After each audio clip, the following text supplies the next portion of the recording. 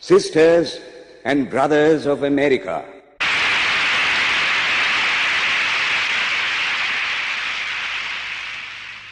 it fills my heart with joy unspeakable to rise in response to the warm and cordial welcome which you have given us.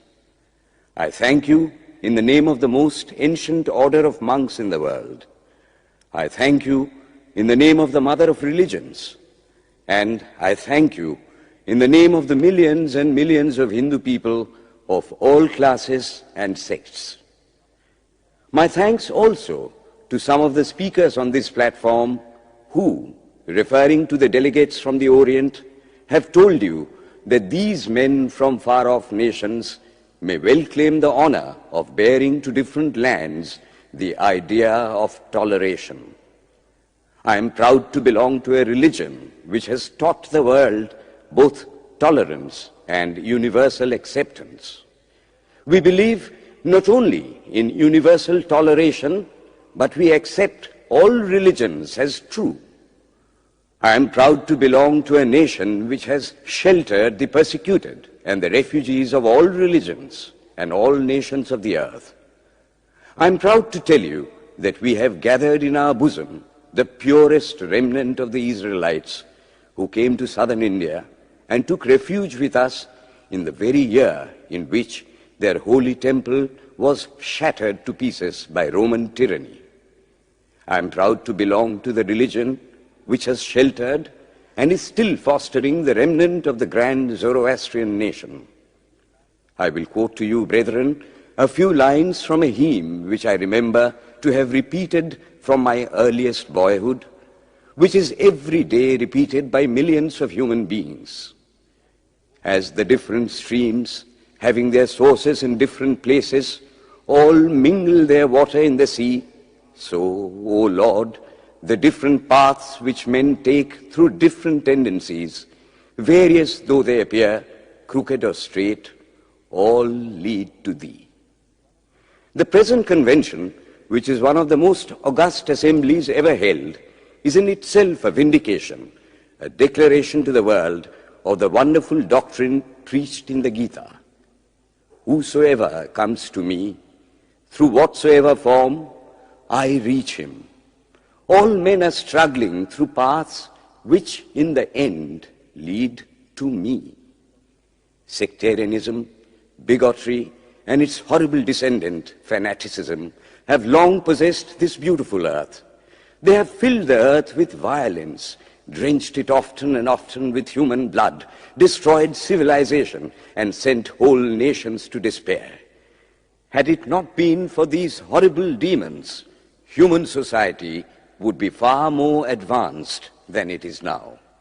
But their time is come, and I fervently hope that the bell that tolled this morning in honor of this convention may be the death knell of all fanaticism, of all persecutions with the sword or with the pen, and of all uncharitable feelings between persons wending their way to the same goal.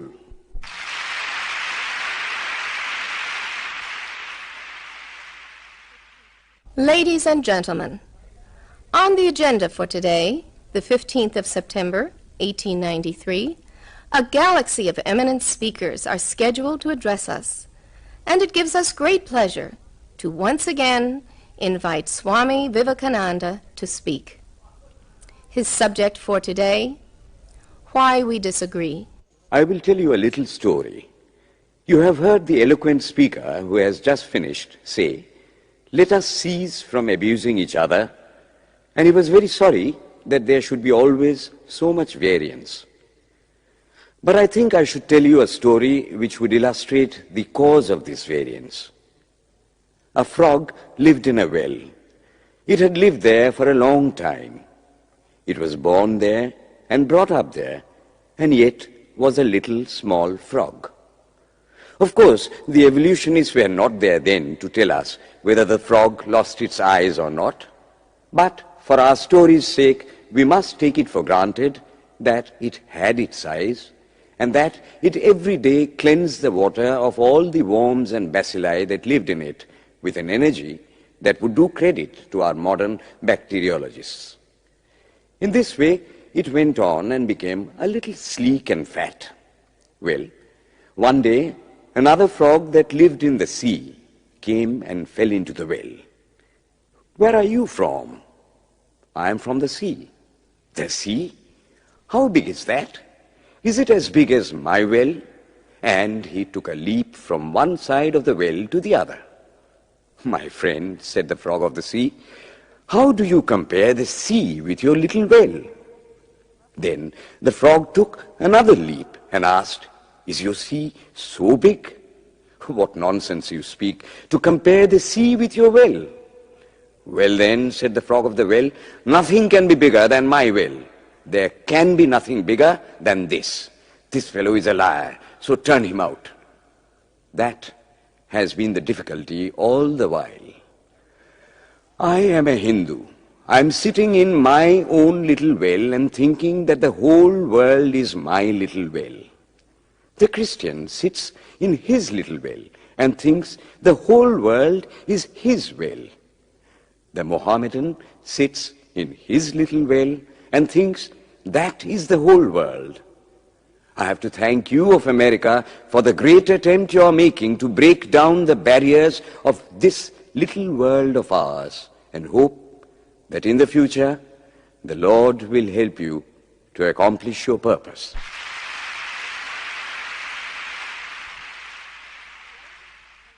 Delegates and friends, today, the 19th of September, 1893, is the 9th day of the World's Parliament of Religions. We have had the privilege of listening to many distinguished speakers from the world over address us on a variety of subjects. The time is at hand to now listen to the great monk from India, Swami Vivekananda, read his paper on Hinduism.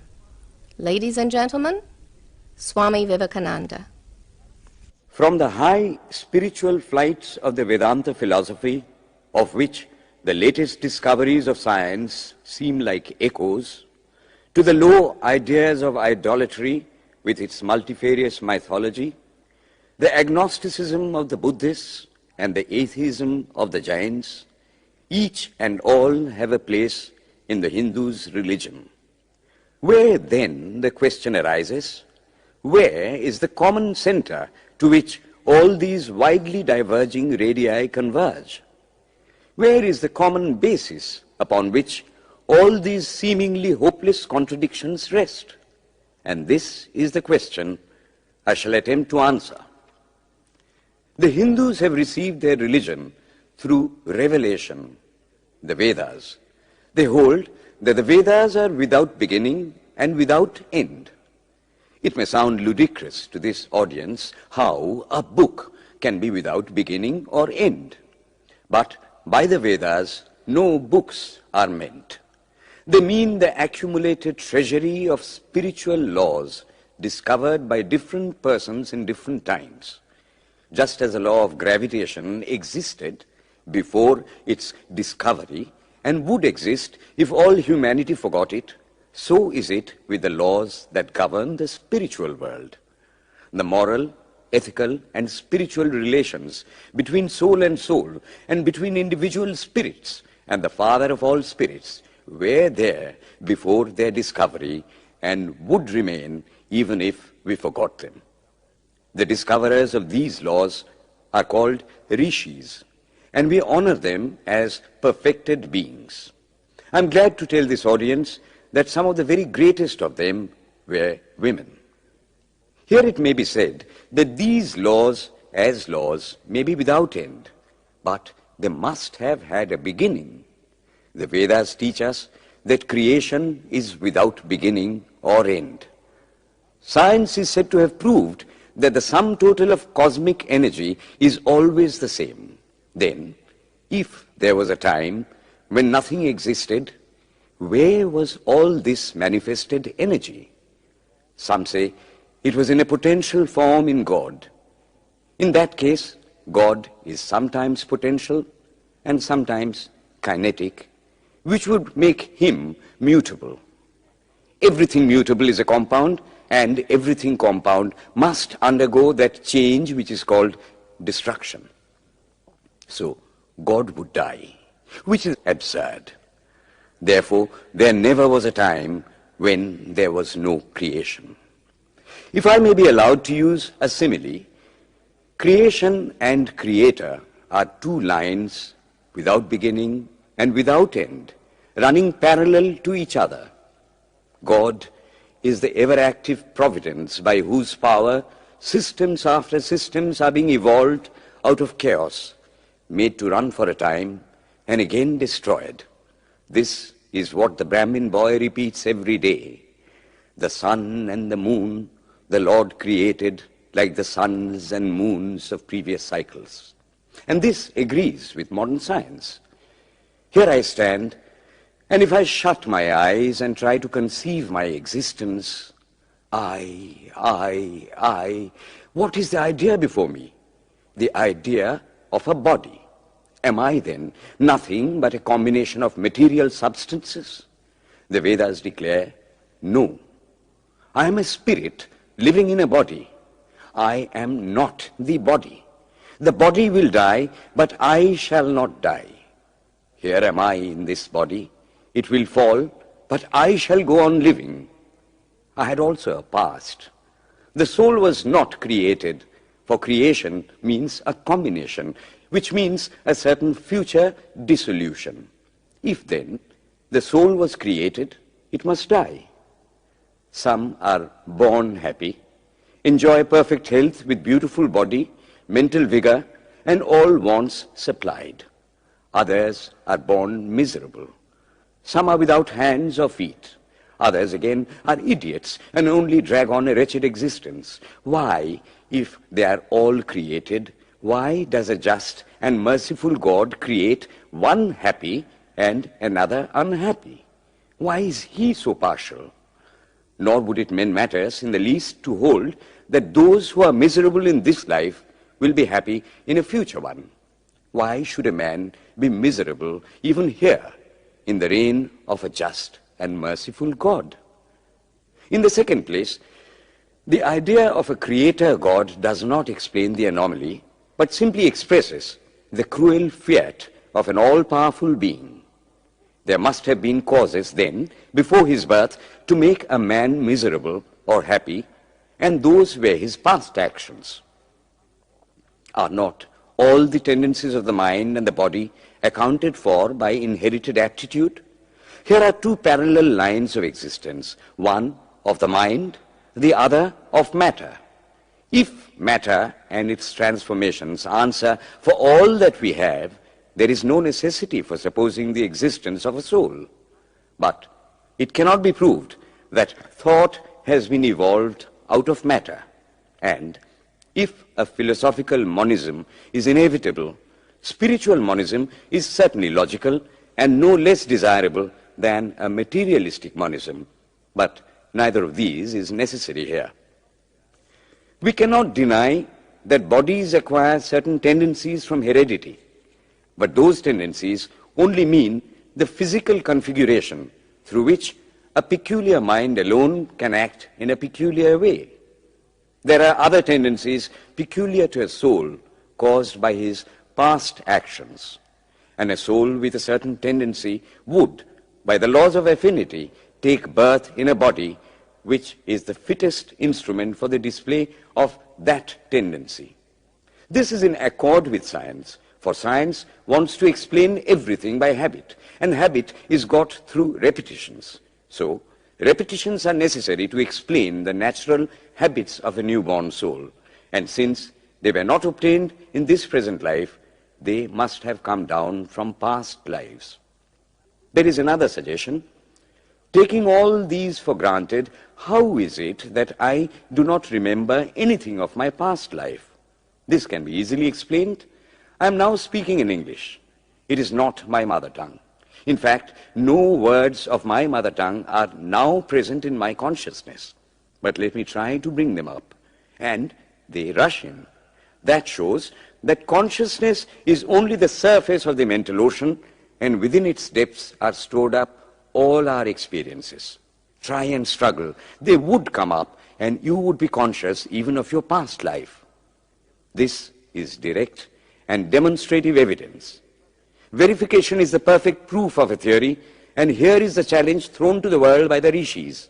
We have discovered the secret by which the very depths of the ocean of memory can be stirred up. Try it, and you would get a complete reminiscence of your past life.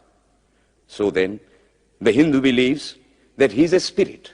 Him the sword cannot pierce, him the fire cannot burn, him the water cannot melt, him the air cannot dry. He is nowhere but whose center is located in the body, and that death means the change of the center from body to body. Nor is the soul bound by the conditions of matter. In its very essence, it is free, unbounded, holy, pure, and perfect. But somehow or other, it finds itself tied down to matter and thinks of itself as matter. Why should the free, perfect, and pure being be thus under the thraldom of matter is the next question. How can the perfect soul be deluded into the belief that it is imperfect? We have been told that the Hindus shirk the question and say that no such question can be there. Some thinkers want to answer it by positing one or more quasi-perfect beings and use big scientific names to fill up the gap. But naming is not explaining. The question remains the same. How can the perfect become the quasi-perfect? How can the pure, the absolute, change even a microscopic particle of its nature? But the Hindu is sincere. He does not want to take shelter under sophistry. He is brave enough to face the question in a manly fashion, and his answer is, I do not know. I do not know how the perfect being, the soul, came to think of itself as imperfect, as joined to and conditioned by matter. But the fact is a fact for all that. It is a fact in everybody's consciousness that one thinks of oneself as the body. The Hindu does not attempt to explain why one thinks one is the body. The answer, that it is the will of God, is no explanation. This is nothing more than what the Hindu says, I do not know. Well then, the human soul is eternal and immortal, perfect and infinite, and death means only a change of center from one body to another. The present is determined by our past actions, and the future by the present. The soul will go on evolving up or reverting back from birth to birth and death to death. But here is another question. Is man a tiny boat in a tempest, raised one moment on the foamy crest of a billow and dashed down into a yawning chasm the next, rolling to and fro at the mercy of good and bad actions, a powerless, helpless wreck in an ever-raging, ever-rushing, uncompromising current of cause and effect, a little moth placed under the wheel of causation, which rolls on, crushing everything in its way, and waits not for the widow's tears or the orphan's cry? The heart sinks at the idea. Yet, this is the law of nature. Is there no hope? Is there no escape?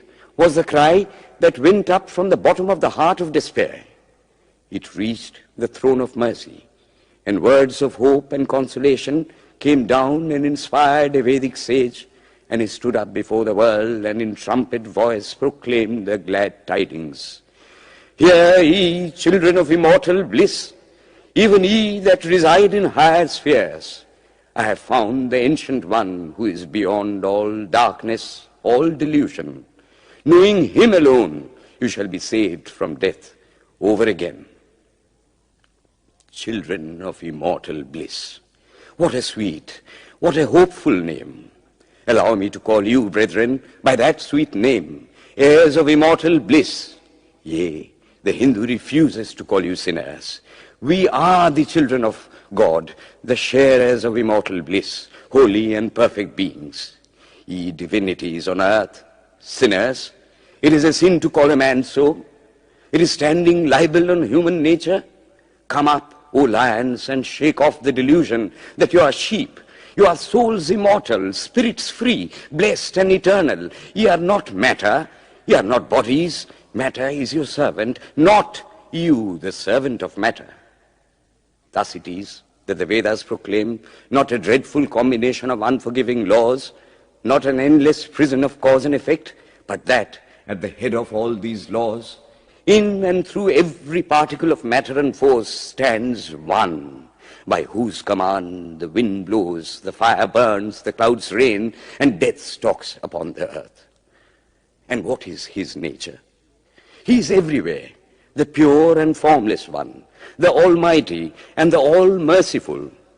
Thou art our Father, thou art our Mother, thou art our beloved friend, thou art the source of all strength. Give us strength. Thou art he that beareth the burdens of the universe. Help me bear the little burden of this life. Thus sang the rishis of the Vedas. And how to worship him? Through love. He is to be worshipped as the one beloved, dearer than everything in this and the next life. This is the doctrine of love declared in the Vedas, and let us see how it is fully developed and taught by Krishna, whom the Hindus believe to have been God incarnate on earth. He taught that a man ought to live in this world like a lotus leaf, which grows in water but is never moistened by water. So a man ought to live in the world, his heart to God and his hands to work. It is good to love God for hope of reward in this or the next world, but it is better to love God for love's sake. And the prayer goes, Lord, I do not want wealth, nor children, nor learning. If it be thy will, I shall go from birth to birth. But grant me this, that I may love thee without the hope of reward. Love unselfishly for love's sake. One of the disciples of Krishna, the then Emperor of India, was driven from his kingdom by his enemies and had to take shelter with his queen in a forest in the Himalayas. And there, one day, the queen asked him how it was that he, the most virtuous of men, should suffer so much misery. Yudhishthira answered, Behold, my queen, the Himalayas. How grand and beautiful they are. I love them. They do not give me anything, but my nature is to love the grand, the beautiful. Therefore, I love them. Similarly, I love the Lord. He is the source of all beauty, of all sublimity. He is the only object to be loved. My nature is to love him, and therefore I love. I do not pray for anything. I do not ask for anything. Let him place me wherever he likes. I must love him for love's sake. I cannot trade in love. The Vedas teach that the soul is divine, only held in the bondage of matter. Perfection will be reached when this bond will burst, and the word they use for it is, therefore, mukti, freedom. Freedom from the bonds of imperfection, freedom from death and misery. And this bondage can only fall off through the mercy of God, and this mercy comes on the pure. So, purity is the condition of his mercy. How does that mercy act? He reveals himself to the pure heart. The pure and the stainless see God, yea, even in this life. Then and then only, all the crookedness of the heart is made straight. Then all doubt ceases. He is no more the freak of a terrible law of causation. This is the very center, the very vital conception of Hinduism. The Hindu does not want to live upon words and theories. If there are existences beyond the ordinary sensuous existence, he wants to come face to face with them. If there is a soul in him which is not matter, if there is an all-merciful universal soul, he will go to him direct. He must see him, and that alone can destroy all doubts. So, the best proof a Hindu sage gives about the soul, about God, is, I have seen the soul, I have seen God. And that is the only condition of perfection. The Hindu religion does not consist in struggles and attempts to believe a certain doctrine or dogma, but in realizing, not in believing, but in being and becoming. Thus, the whole object of their system is by constant struggle to become perfect, to become divine, to reach God and see God. And this reaching God, seeing God, becoming perfect, even as the Father in heaven is perfect, constitutes the religion of the Hindus. And what becomes of a man when he attains perfection? He lives a life of bliss infinite. He enjoys infinite and perfect bliss, having obtained the only thing in which man ought to have pleasure, namely God, and enjoys the bliss with God. So far, all the Hindus are agreed.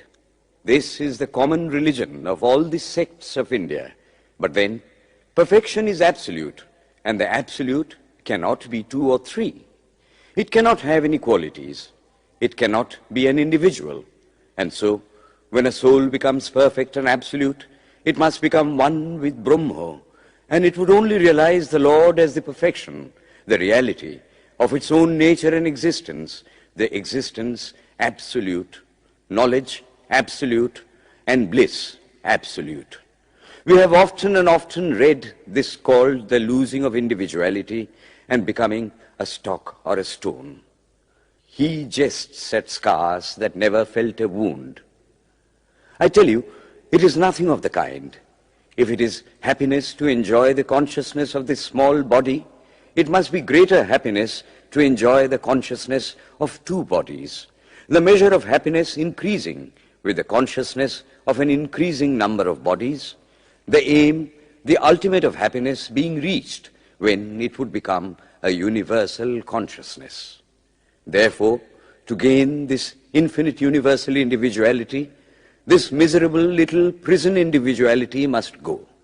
Then alone can death cease when I am one with life. Then alone can misery cease when I am one with happiness itself. Then alone can all error cease when I am one with knowledge itself. And this is the necessary scientific conclusion. Science has proved to me that physical individuality is a delusion, that really my body is one little continuously changing body in an unbroken ocean of matter, and Advaita, or unity, is the necessary conclusion with my other counterpart, soul. Science is nothing but the finding of unity. As soon as science would reach perfect unity, it would stop from further progress, because it would reach the goal.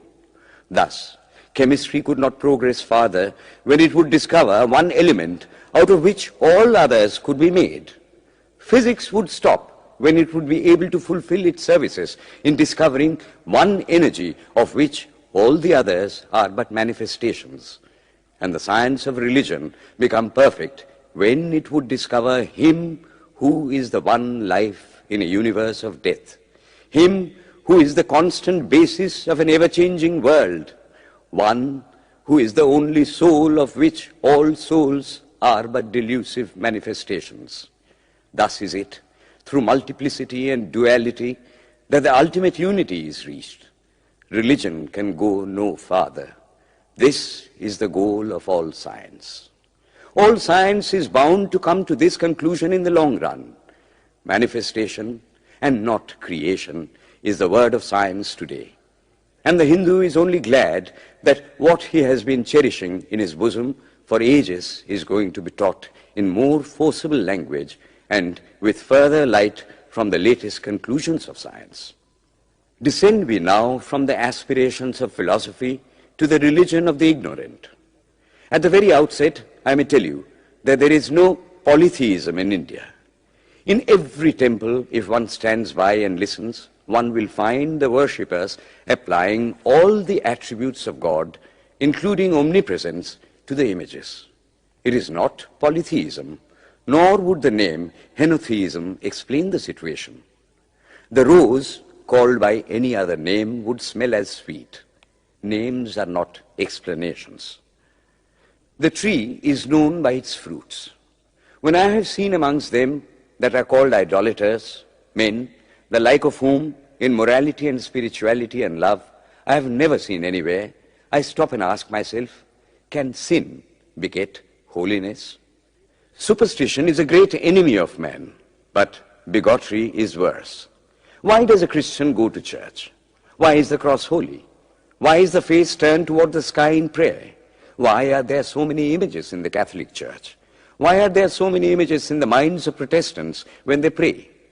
My brethren, we can no more think about anything without a mental image than we can live without breathing.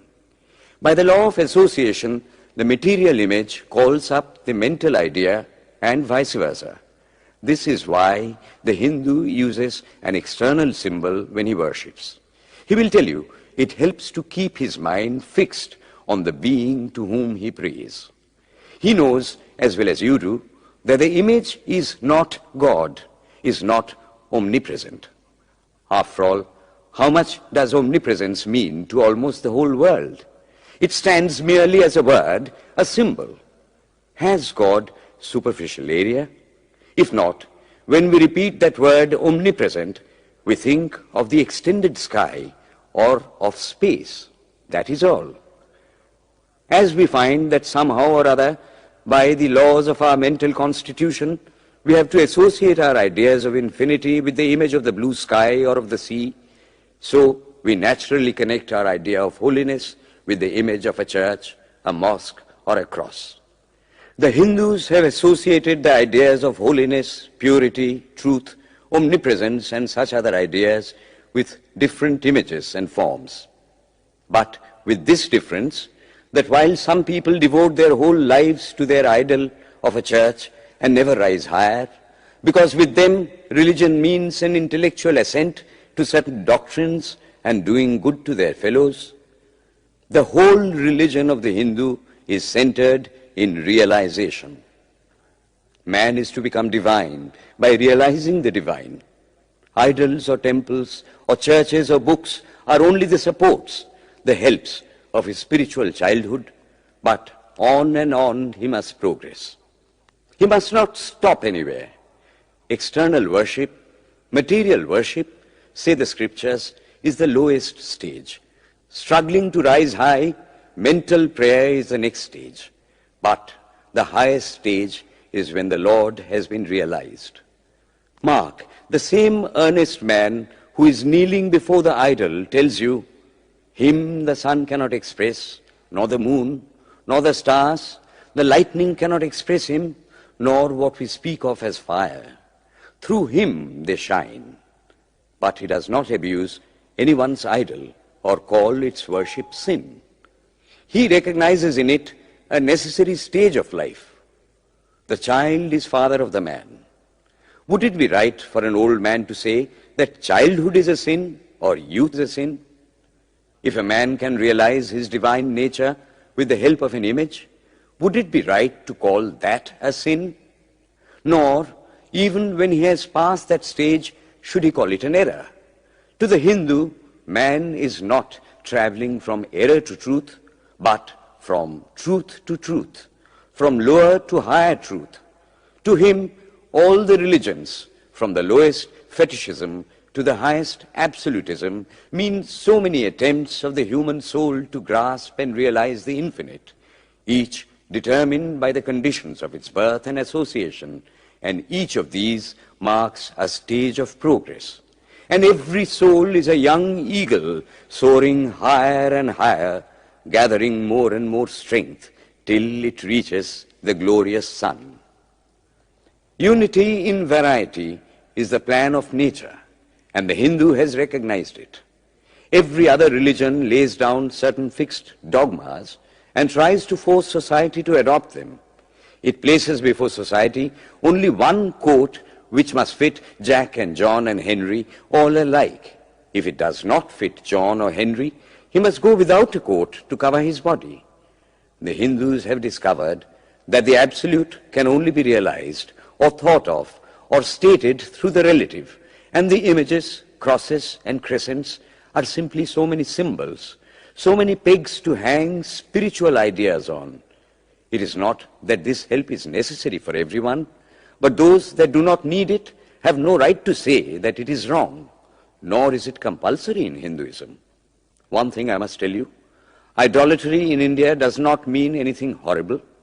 It is not the mother of harlots. On the other hand, it is the attempt of undeveloped minds to grasp high spiritual truths. The Hindus have their faults, they sometimes have their exceptions, but mark this, they are always for punishing their own bodies and never for cutting the throats of their neighbors. If the Hindu fanatic burns himself on the pyre, he never lights the fire of inquisition.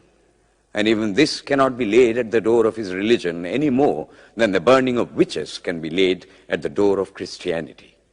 To the Hindu, then, the whole world of religions is only a traveling, a coming up of different men and women through various conditions and circumstances to the same goal. Every religion is only evolving a God out of the material man, and the same God is the inspirer of all of them. Why, then, are there so many contradictions? They are only apparent, says the Hindu. The contradictions come from the same truth, adapting itself to the varying circumstances of different natures. It is the same light coming through glasses of different colors, and these little variations are necessary for purposes of adaptation. But in the heart of everything, the same truth reigns. The Lord has declared to the Hindu in his incarnation as Krishna, I am in every religion as a thread through a string of pearls. Wherever thou seest extraordinary holiness and extraordinary power raising and purifying humanity, know thou that I am there. And what has been the result? I challenge the world to find throughout the whole system of Sanskrit philosophy any such expression as that the Hindu alone will be saved and not others. Says Vyasa, we find perfect men even beyond the pale of our caste and creed. One thing more, how then can the Hindu, whose whole fabric of thought centers in God, believe in Buddhism, which is agnostic, or in Jainism, which is atheistic? The Buddhists or the Jains do not depend upon God, but the whole force of their religion is directed to the great central truth in every religion, to evolve a God out of man. They have not seen the Father, but they have seen the Son, and he that hath seen the Son hath seen the Father also. This, brethren, is a short sketch of the religious ideas of the Hindus. The Hindu may have failed to carry out all his plans, but if there is ever to be a universal religion, it must be one which will have no location in place or time, which will be infinite like the God it will preach, and whose sun will shine upon the followers of Krishna and of Christ, on saints and sinners alike, which will not be Brahminic or Buddhistic, Christian or Mohammedan, but the sum total of all these, and still have infinite space for development, which in its Catholicity will embrace in infinite arms and find a place for every human being from the lowest groveling savage, not far removed from the brute, to the highest man towering by the virtues of his head and heart almost above humanity, making society stand in awe of him and doubt his human nature. It will be a religion which will have no place for persecution or intolerance in its polity, which will recognize divinity in every man and woman, and whose whole scope, whose whole force will be centered in aiding humanity to realize its own true divine nature. May he, who is the Brahma of the Hindus, the Ahura Mazda of the Zoroastrians, the Buddha of the Buddhists, the Jehovah of the Jews, the Father in heaven of the Christians, give strength to you to carry out your noble idea. The star arose in the east.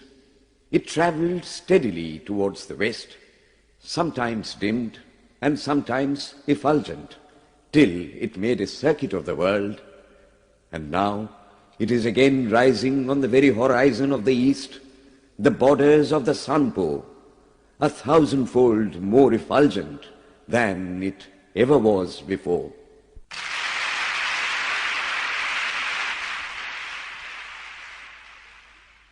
Today, the 26th of September, 1893, is the penultimate day of this Parliament of Religions at Chicago.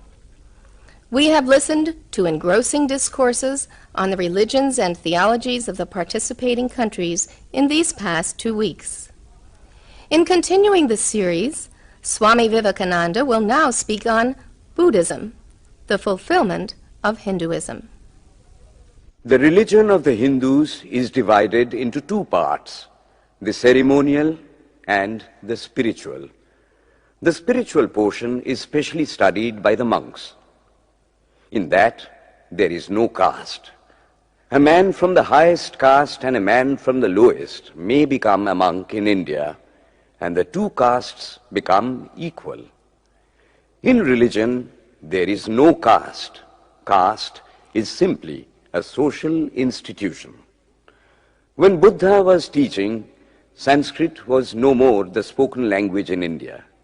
It was then only in the books of the learned. Some of Buddha's Brahmin disciples wanted to translate his teachings into Sanskrit, but he distinctly told them, "I am for the poor, for the people. Let me speak in the tongue of the people." And so, to this day, the great bulk of his teachings are in the vernacular of that day in India. Whatever may be the position of philosophy, whatever may be the position of metaphysics, so long as there is such a thing as death in the world, so long as there is such a thing as weakness in the human heart, so long as there is a cry going out of the heart of man in his very weakness, there shall be a faith in God.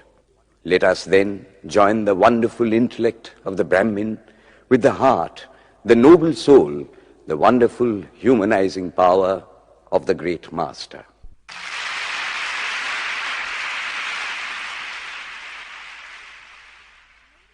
Ladies and gentlemen, in a short while from now, the World's Parliament of Religions at Chicago will come to a close. And this day, the 27th of September, 1893, will go down in history as a landmark for more reasons than one. It is in the fitness of things that we now call upon Swami Vivekananda from India to address this final session. The world's Parliament of Religions has become an accomplished fact, and the merciful Father has helped those who labored to bring it into existence and crowned with success their most unselfish labor. My thanks to those noble souls whose large hearts and love of truth first dreamt this wonderful dream and then realized it. My thanks to the shower of liberal sentiments that has overflowed this platform. My thanks to this enlightened audience for their uniform kindness to me and for their appreciation of every thought that tends to smooth the friction of religions. A few jarring notes were heard from time to time in this harmony. My special thanks to them, for they have, by their striking contrast, made the general harmony the sweeter. Much has been said of the common ground of religious unity. I am not going just now to venture my own theory, but if anyone here hopes that this unity will come by the triumph of any one of the religions and the destruction of the others, to him I say, brother, yours is an impossible hope. Do I wish that the Christian would become Hindu? God forbid. Do I wish that the Hindu or Buddhist would become Christian? God forbid. The seed is put in the ground, and earth and air and water are placed around it. Does the seed become the earth or the air or the water? No. It becomes a plant. It develops after the law of its own growth, assimilates the air, the earth, and the water, converts them into plant substance, and grows into a plant. Similar is the case with religion. The Christian is not to become a Hindu or a Buddhist, nor a Hindu or a Buddhist to become a Christian, but each must assimilate the spirit of the others and yet preserve his individuality and grow according to his own law of growth. If the Parliament of Religions has shown anything to the world, it is this. It has proved to the world that holiness, purity, and charity are not the exclusive possessions of any church in the world, and that every system has produced men and women of the most exalted character. In the face of this evidence, if anybody dreams of the exclusive survival of his own religion and the destruction of others, I pity him from the bottom of my heart and point out to him that upon the banner of every religion will soon be written, in spite of resistance, help and not fight, assimilation and not destruction, harmony and peace and not dissension.